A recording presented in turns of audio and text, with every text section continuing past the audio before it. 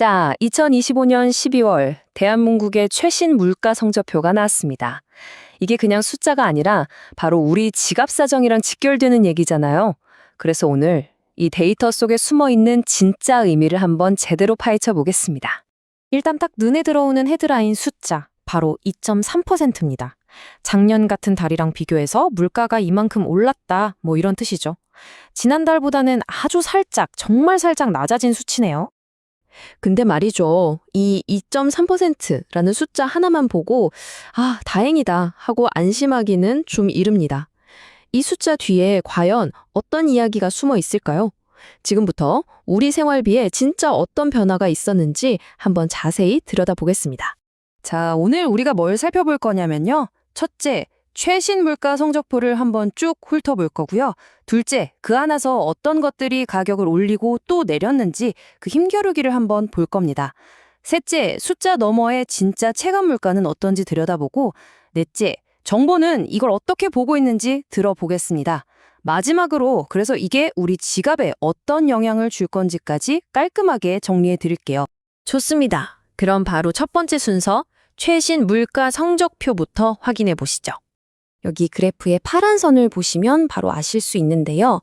12월 소비자 물가 지수가 2.3% 상승, 11월에 2.4%였으니까 거기서 조금 더 내려온 거죠.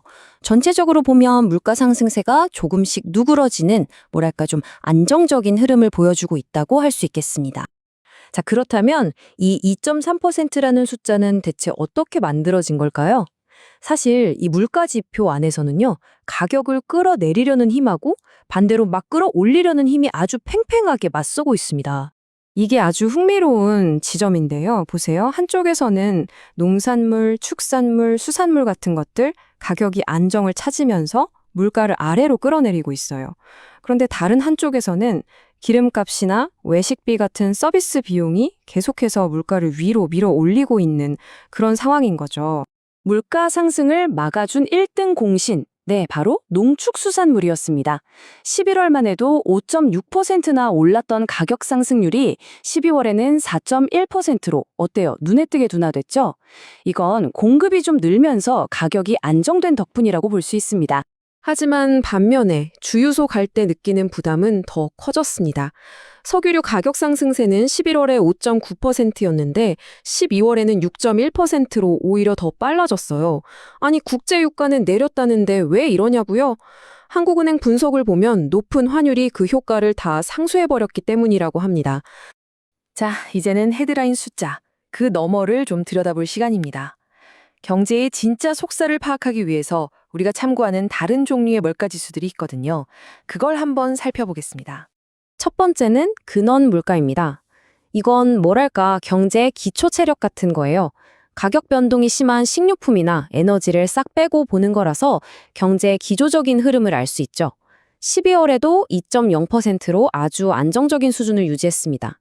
다음은 우리한테 훨씬 더 와닿는 생활물가 지수입니다. 이름 그대로 우리가 자주 사는 144개 품목으로 계산해서 체감물가라고도 불리는데요. 이 지수는 2.8%가 나왔어요. 여전히 전체 물가 상승률보다 더 높은 수준이죠. 가장 극적인 변화를 보인 건 바로 이 신선식품 지수입니다. 11월에 4.1% 상승이었는데 12월에는 1.8%로 그냥 뚝 떨어졌습니다. 정말 드라마틱하죠? 특히 채소 가격이 무려 5.2%나 내리면서 우리 장바구니 부담을 확 덜어줬습니다. 자, 그럼 이 데이터들을 분석하고 발표하는 핵심 기관들은 이번 결과를 어떻게 보고 있을까요?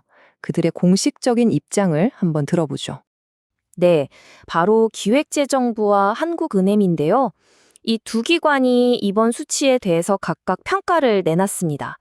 먼저 기획재정부 이야기부터 들어보죠. 기획재정부는 역시나 이 농축수산물 가격 상승폭이 줄어든 게 핵심이었다 이렇게 짚었습니다.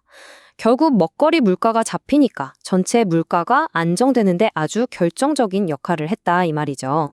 한국은행은 앞으로를 좀 더 긍정적으로 내다봤습니다. 국제 유가도 좀 약세고 하니까 앞으로 소비자 물가 상승률이 점차 2% 수준으로 계속해서 완화될 거다 이렇게 기대를 하고 있습니다. 자, 그럼 이 모든 분석을 싹 모아서 정리해 볼 때 이게 그래서 우리 지갑 사정에는 어떤 의미가 있는 걸까요? 핵심만 딱딱 짚어서 요약해 보겠습니다. 우선 2025년 한 해를 통틀어서 결산해 보면요. 연간 물가 상승률은 2.1%를 기록했습니다. 그 전년도가 2.3%였으니까 확실히 물가 오름세가 한풀 꺾였다는 꽤 긍정적인 신호로 볼 수 있겠죠. 그래서 핵심을 정리하자면 이렇습니다. 전체적인 물가는 서서히 안정되고 있다. 하지만 모든 게 다 내리는 건 아니다.